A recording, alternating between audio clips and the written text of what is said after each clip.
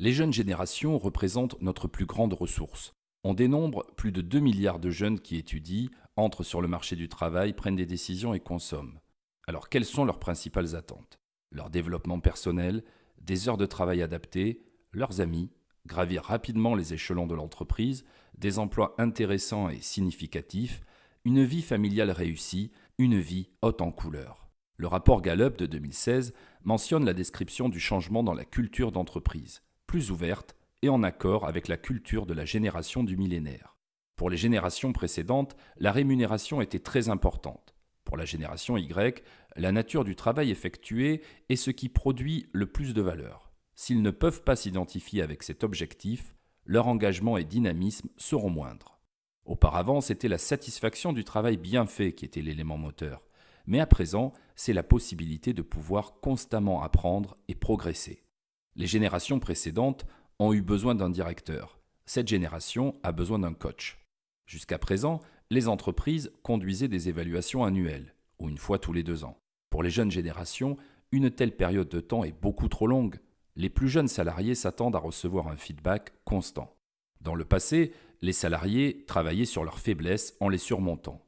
La génération actuelle est moins ouverte à la critique. Ils veulent qu'on leur donne un travail qui corresponde à leur potentiel et à leurs points forts. Enfin, pour les générations précédentes, la sphère professionnelle concernait principalement leur travail.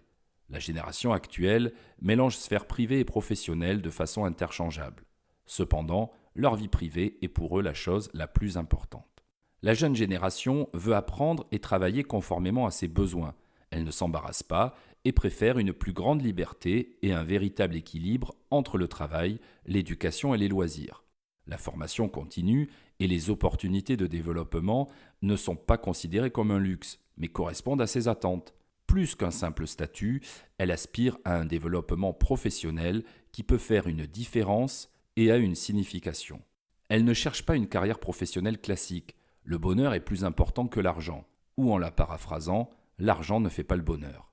Si elle se pose une question, elle regarde YouTube. Pour les natifs de l'ère numérique, les conférences universitaires sont juste un lointain souvenir. Cette tendance a pris récemment encore plus d'ampleur avec une génération encore jeune, la génération Z.